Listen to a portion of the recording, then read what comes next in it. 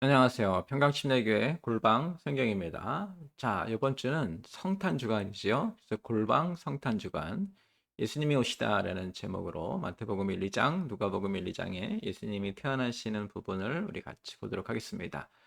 자, 이제 골방 성경은 성경을 1년에 한 번 읽게 되어 있는데요. 1년이 52주죠. 그래서 성경을 50주로 나눠서 읽고 부활절 때 그리고 성탄절 때 한 주씩 더해서 52주로 구성이 되어 있습니다. 이번 주에는 이제 성탄 주간이기 때문에 성탄에 관한 말씀을 같이 볼 것입니다. 자, 시간적 배경을 좀 먼저 볼게요. 우리가 이제 기본적으로 통솔적으로 예수님 태어나신 해를 영년으로 보고 이제 서기 또는 주후 이렇게 숫자를 세어가죠. 지금 근데 예수님이 태어나신 시간은 지금 우리가 세고 있는 지금 이제 2021년인데요. 보다는 이제 4년씩 빠른 것으로 우리가 보고 있어요. 주전 4년으로 예수님 태어나신 시간이 주전 4년으로 보고 있는데 기록에 의하면 헤롯 왕이 주전 4년에 죽었기 때문에 예수님의 탄생 시기가 어, 지금 우리가 세고 있는 것보다는 4년 전으로 보는 게 타당합니다. 근데 보통 그렇게들 보고 있는데요. 뭐 중요한 것은 아닙니다. 알고 있으면 좋기 때문에 말씀드린 겁니다. 자, 공간적 배경은 요셉과 마리아가 살던 갈릴리 지역이 예언의 배경 지역이죠. 예수님이 태어나신다는 예언은 갈릴리 지역에서 된 것이고 예수님이 태어나신 곳은 베들레헴이고 베들레헴에서 태어나신 후에 예루살렘에서 거주하셨죠. 아기 유아기 1살, 2살 때까지 이제 애굽으로 피신하기 전까지는 예루살렘에 머무르신 것으로 예루살렘에 집이 있었다고 보고 있습니다. 자, 사회적 배경을 좀 봐야 되는데요. 당시가 로마의 식민 지배 시대였죠. 자, 이제 어느 정도였냐면 지금 요셉과 마리아가 호적을 하러 자기 고향 베들레헴으로 오고 있죠. 호적을 한다는 얘기는 세금을 더 받기 위해서 한 것인데요. 그만큼 핍박이 강화되고 있다. 이제 이렇게 보고 있죠. 로마가 상당히 조직적이고 체계적으로 핍박을 강화하고 있어서 모든 유대인들에게 자기 고향으로 돌아가 호적을 해라. 그래서 이제 세금을 걷기 위한 방편으로 하고 있죠. 상당히 어려운 시기라는 것을 우리가 알 수 있었고요. 이 시대가 상당히 고난스러웠기 때문에 대부분의 유대인들이 희망을 잃고 있었죠. 유대인의 왕, 메시아가 오신다는 그런 희망을 잃어갈 때쯤이라고 보는 것이 당시의 시대 배경을 보는 배경이라고 할 수 있습니다. 자, 지금 보시면 이제 갈릴리가 이 지역이고요. 여기서 베들레헴으로 왔죠. 그리고 예루살렘에서 거주하게 되는 이렇게 공간적 배경은 이렇게 보시면 됩니다. 자, 성경적 배경을 볼 텐데 성경은 마태복음과 누가복음이 예수님이 태어나신 것을 기록하고 있죠. 마태복음은 유대인들에게 쓰여진 성경이기 때문에 예수님의 태어나심의 의미를 설명하려고 해서 예수님의 태어나신 걸 자세히 설명했고 누가복음은 실제 일어난 일들을 내가 자세히 기록하겠다라고 누가가 작정을 하고 쓴 거기 때문에 예수님의 태어나심의 이야기가 기록이 되어 있습니다. 반면에 마가복음과 요한복음에는 예수님이 태어나신 기록이 거의 없거나 짧게 표현이 되어 있는데요. 마가복음은 예수님이 성령이 임하셔서 권능으로 사역을 하신다를 강조하기 때문에 태어나신 거나 또는 유년 시절이나 그 이전의 일들에 대한 관심이 적고 오히려 아, 예수님이 침례를 받으시고 시험을 받으시고 바로 사역하시는 모습으로 들어가기 때문에 예수님 탄생에 관한 이야기 부분이 굉장히 적고요. 요한복음은 예수님이 누구이신가에 집중했기 때문에 태어나신 일이 어떻다라는 것보다 태어나심의 의미가 어떻다에 관심을 갖고 있어요. 그래서 태초의 말씀이라는 이렇게 요한복음이 시작이 되고 예수님의 탄생을 그렇게 예수님이 태어나셨다 어떻게 태어나셨느냐가 아니라 어떤 분이셨다 그리고 태어나실 때 어떻다 이런 것으로만 기록이 되어 있어서 그래서 우리가 보는 성경은 마태복음과 누가복음을 중점적으로 보게 될 것이고요. 이제 앞부분이 되겠죠. 자, 성경 이야기는 크게 세 개로 나누어집니다. 예수님 태어나시기 전에 있었던 일, 태어나실 때의 모습, 태어나신 후의 모습.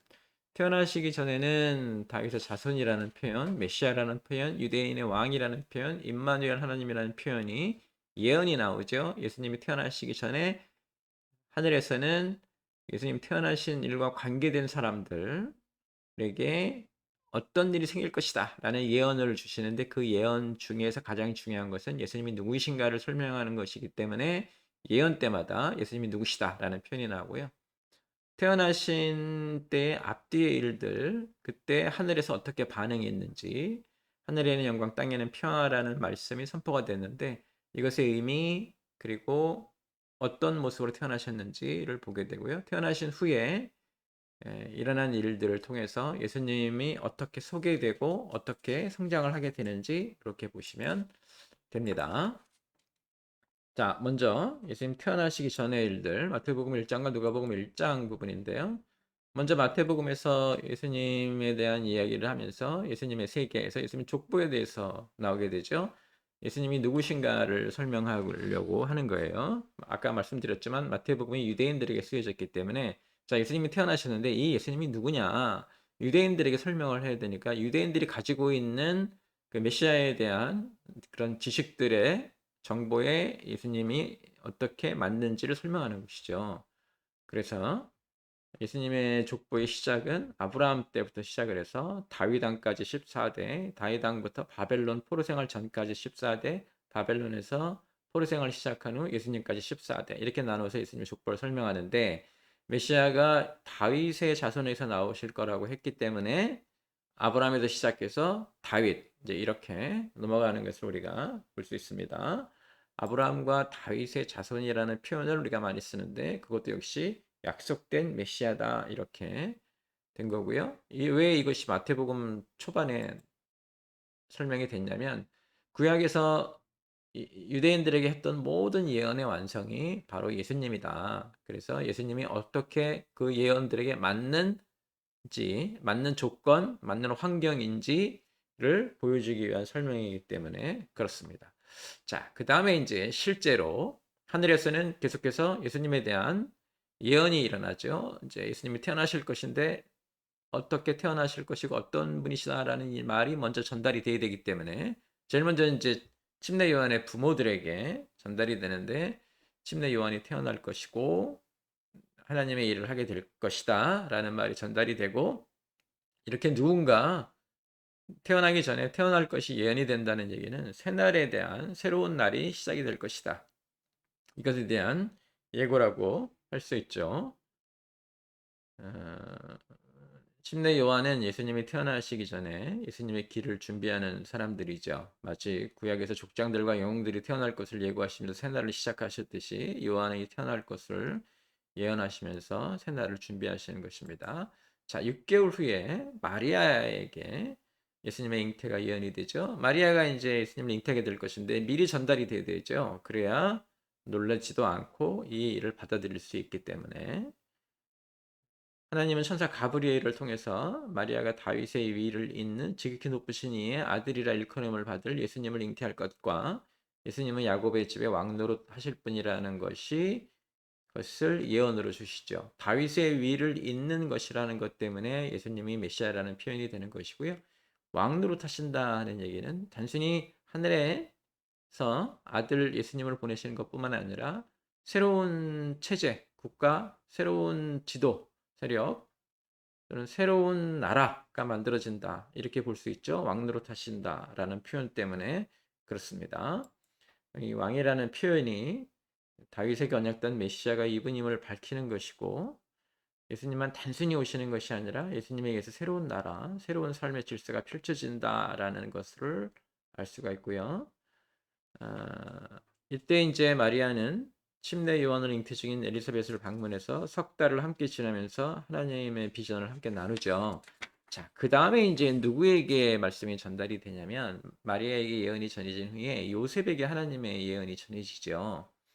자, 왜냐하면 결혼을 하기도 전에 아내가 될 마리아가 아이를 가졌기 때문에 요셉은 이것을 안 좋은 것으로 보고 조용히 헤어지려고 했죠. 그러니까 하늘에서는 천사를 보내서 요셉에게 예수님의 잉태 탄생 이것에 대한 얘기를 해야 되는 것이죠.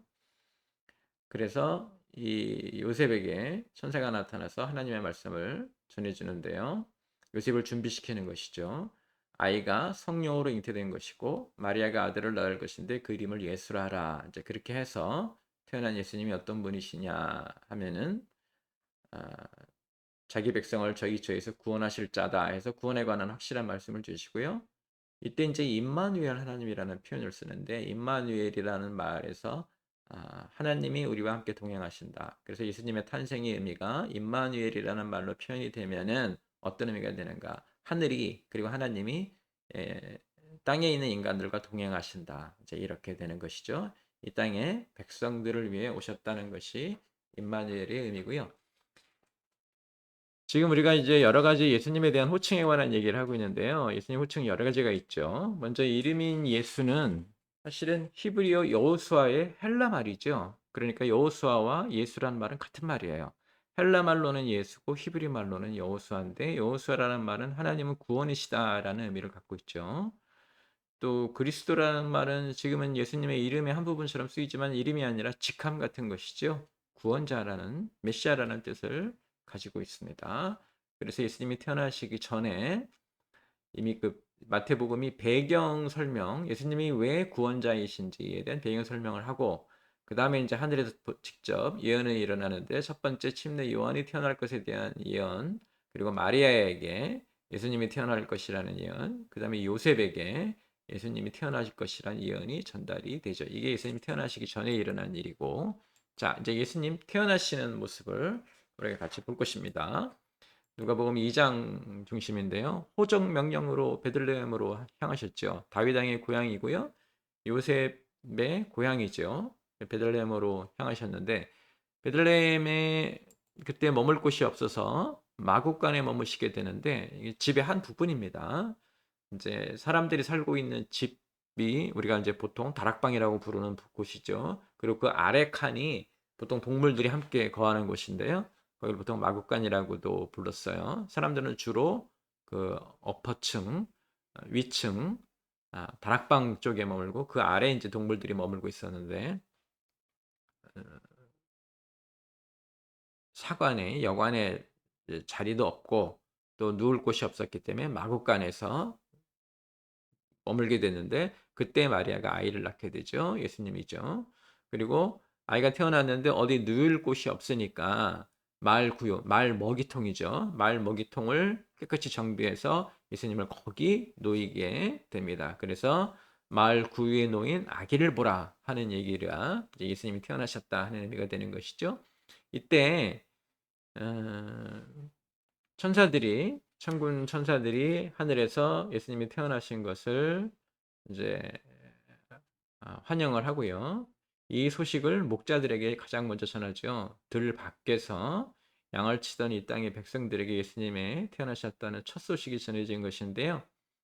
천사들은 뭐라고 표현하냐면 이 땅에 구주가 나셨다. 너희를 위해 구주가 태어나셨다라고 선포하고 하늘에는 영광, 땅에는 평화라는 하늘의 군대가 천사와 함께 이 찬양을 하게 되죠. 메시지를 받은 목자들이 아기 예수님을 찬양하며 역시 경배를 드립니다. 이때 이제 나온 말이 동네에 가서 마을 구에 놓인 아기를 보라. 그것이 징표다라는 말이 되죠. 예수님이 초라한 마을관에서 태어나서 마을 구에 누이셨고 가난하고 힘없는 백성들의 찬양을 제일 먼저 받으셨죠. 그래서 예수님의 사역의 방향이 어떻게 될 것이다 하는 것을 우리가 볼 수 있습니다. 이것은 이제 때가 되면서 예수님 8일 만에 할례 받으시고 40일 결례는 이제 마리아 중심이지만 어쨌든 간에 하나님께 드려지는 것으로 돼서 할례 받고 결례를 드리고 그리고 성경은 이걸 계속해서 예수님이 요셉이 하나님의 말씀과 당시의 율법에 따른 것이다 해서 예수님이 이 땅에 오시면서 율법을 완성시켜 버리시는 그런 일이라는 걸 보여주시고 요셉의 신앙이 아주 충실한 그런 유대인의 신실한 신앙을 가지고 있다라는 것도 우리가 알 수 있죠. 그 다음에 이제 결례 받을 때 그 성전에 갔을 때 시몬과 안나를 만나게 되는데 이때 시몬이 내가 주의 구원을 보았다 해서 예수님을 구원이라고 말을 하죠. 예수님이 태어나시는 장면 우리가 좀 눈여겨봐야 되고요. 구주가 나셨다는 하늘의 선포와 하늘에는 영광이고 땅에는 평화가 된다. 그래서 하늘과 땅 모든 곳에서 환영받는 곳이다라는 것을 우리가 볼 수 있고 들밖의 목자들에게 먼저 전해지고 들밖의 목자들이 제일 먼저 경배를 드렸다는 것으로 보아서 하늘이 관심을 갖는 것이 우리 같은 평범한 사람들, 세상 모든 사람들, 하나님이 사랑하시는 세상 사람들이 가장 중요하다라는 것도 우리가 알 수 있겠죠. 그리고 예수님 태어나신 이후에 요셉이 충실하게 당시에 전달되었던 유대인의 율법 말씀을 잘 따르고 있었다라는 것을 볼 수 있고 성전에서 시므온이 예수님을 보고 주의 구원을 보았다라는 고백을 통해서 예수님은 구원이시다라는 강한 주장을 성경이 지금 하고 있다. 성경이 우리에게 보여주고 있다. 이제 이렇게 볼 수 있습니다. 자, 태어나신 후에 마태복음 2장과 누가복음 2장에서는 동방 박사들이 찾아오는 모습이 나오는데요. 동방 박사들은 아마 페르시아의 점성사들, 하늘의 별을 보고 천체를 관측해서 어떤 일이 일어나는지 이때가 한 1, 2년 후에요. 예수님이 태어나시고 바로가 아니라 예수님이 태어나시고 한 1, 2년 후 예수님이 아기일 때 예수님이 집이라고 표현이 되죠. 그래서 예루살렘에 오셔서 이제 집에 머무시는 것으로 집을 구하신 것을 우리가 보고 있고요.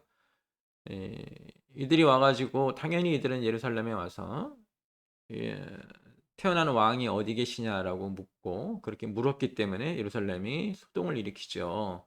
지금 헤롯이라고 하는 왕이 있는데 새로 왕이 태어났다고 하니까 이 사람들이 굉장히 놀랬고 헤롯은 자기에게 정치적인 위협이 되기 때문에 매우 싫어했죠. 꺼려했고 어떻게든 이걸 처리하려고 했던 것을 우리가 알 수 있죠. 나중에 이제 예수님 또래 아기들을 남자 아기들을 다 죽이는 일을 헤롯이 범하게 되는데 그런 정도의 이제 대단한 그 소식이었다.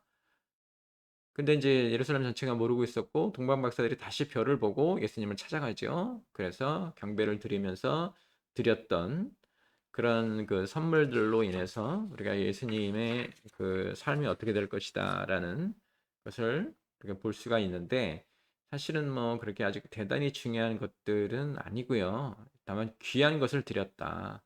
금을 드리고 유향을 드리고 몰약을 드렸는데 금은 왕을 위한 것이라고 하고 유향은 귀한 분이라는 의미로 몰약은 시신에 바르는 것으로 역시 예수님의 운명을 나타낸다고 하지만 역시 몰약도 대단히 귀한 것이었다. 이제 이렇게 보기 때문에 귀한 세 가지 예물을 드렸다. 이렇게 볼 수 있습니다. 자, 이렇게 해서 이제 예수님이 태어나신 성탄 우리가 보았는데요. 이 성탄을 통해서 예수님이 태어나시기 전에 있었던 일, 태어나실 때, 태어나신 후에 어떤 일들이 일어났는지를 알고 되는 것도 되게 중요하지만 이 전체 과정 중에서 하늘이 계속해서 예수님이 누구시다라는 것에 관심을 갖고 계속해서 이야기하시죠. 다윗의 자손이고 그러니까 약속된 분이라는 얘기죠. 메시아, 유대인의 왕, 그리스도, 임마누엘 하나님이시고 하늘에는 영광, 땅에는 평화이며 예수님은 구원이시고 예언되신 왕. 예언되신 왕이라는 표현은 동방 박사들이 했던 표현이죠. 그래서 성탄을 맞이해서 성탄에 관계된 이 복음서의 본문은 예수님이 누구신지, 어떤 일을 하실 것인지, 어떤 역할을 하실 것인지, 지대한 관심을 갖고 있다. 이렇게 기억하시면서 이번 성탄절에도 성탄의 참된 의미, 예수님의 참 모습, 그래서 우리가 가져야 될 신앙의 모습은 어때야 되는지 이런 것들을 묵상하시면서 참된 성탄을 맞이하는 여러분 되시기를 주님의 이름으로 축원합니다.